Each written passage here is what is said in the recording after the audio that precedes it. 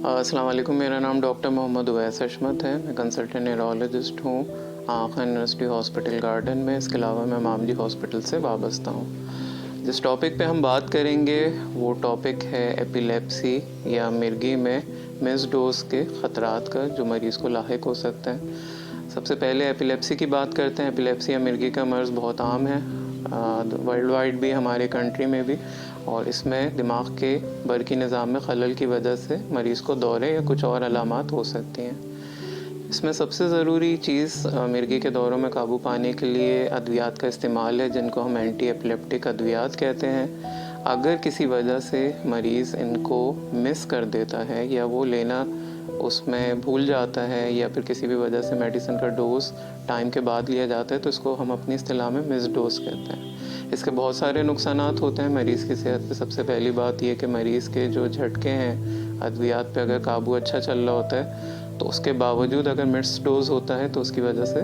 Fits होने के इम्कानात होते हैं, जिसको हम अपनी टर्मिनोलॉजी में ब्रेक थ्रू सीजर्स कहते हैं। बात करते हैं इसके काफ़ी असबाब होते हैं मिस डोज के।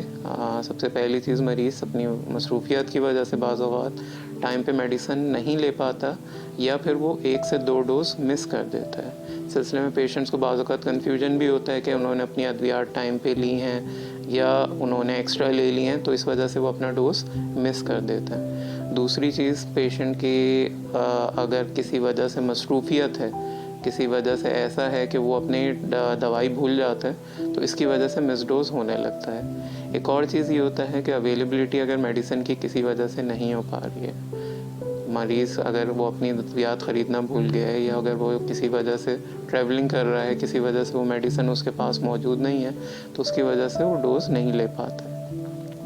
बाज़ औक़ात इस तरह से भी होता है कि दिन में 2 से 3 दफ़ा अद्वियात लेनी होती हैं, मुख्तलिफ़ इक़साम की अद्वियात होती हैं, तो हर दवाई के साथ कुछ ना कुछ डोज मिस हो सकता है, जिसकी वजह से नुकसानात होते हैं। बाज़ औक़ात पेशेंट्स को अवेयरनेस भी नहीं हो पाती है अपने डॉक्टर की वजह से कि इस मर्ज़ का इलाज अद्वियात से है, तो वो कन्फ्यूजन की वजह से इन अद्वियात का इस्तेमाल ख़ुद से छोड़ सकते हैं, तो ये चीज़ वापस झटकों की सूरत में आती है। इसमें सबसे अहम रोल पेशेंट के एजुकेशन का, उनको बताना होता है कि अद्वियात लेने से ही मरीज़ अपने मर्ज़ पे काबू पा सकता है। दूसरी बात ये कि अपने पास अवेलेबिलिटी मेडिसिन की करना बहुत ज़रूरी है। हम कहते ये हैं कि आम तौर पे मरीज़ के पास अपने जो अद्वियात हैं, क्योंकि वो लंबे अरसे तक चलनी होती हैं, तो कम से कम 1 महीने का स्टॉक अपने पास मौजूद रखें। बाज़ औक़ात कुछ मेडिसिन हैं वो मार्केट में अवेलेबल नहीं हो पाती हैं, तो उनका ऑल्टरनेट ब्रांड अपने पास मालूम करके रखें और उसकी अवेलेबिलिटी को ज़रूरी बनाएं।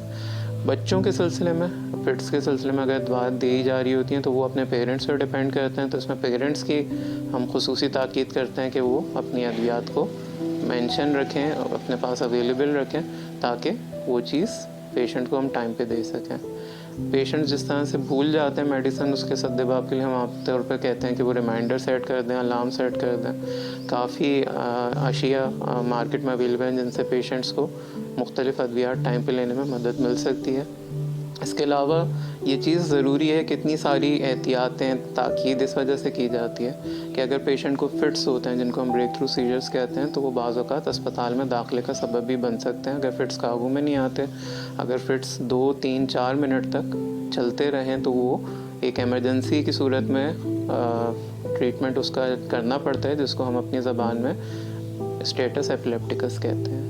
तो ऐसे भी पेशेंट के केसेस देखे हैं कि साल तक उनको काफ़ी अच्छा अद्वियात पे ताउन रहा है, लेकिन 1 या 2 डोज मिस करने की वजह से उनकी दोबारा से कंडीशन वैसे ही हो जाती है। एक और चीज़ समझनी होती है कि 1 से 2 डोज मिस करने से बाज़ औक़ात अगर हम वापस भी स्टार्ट करते हैं तो ब्लड में उन मेडिसिन का लेवल अचीव करने में 2 से 3 दिन भी लग सकते हैं।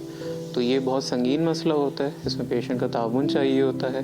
सबसे अहम रोल पेशेंट के एजुकेशन का है, ये पेशेंट का भी इसमें रोल है। इसके अलावा उनके न्यूरोलॉजिस्ट का है। अगर इस सिलसिले में कोई भी कन्फ्यूजन होता है, कोई भी क्वेरी होती है, तो आप अपने कंसल्टेंट न्यूरोलॉजिस्ट से रब्ता करें। इस मसले पे मिर्गी पे आप अवेयरनेस से, अद्वियात के इस्तेमाल से और फ्रीक्वेंट फॉलोअप से काबू पा सकते हैं। Thank you.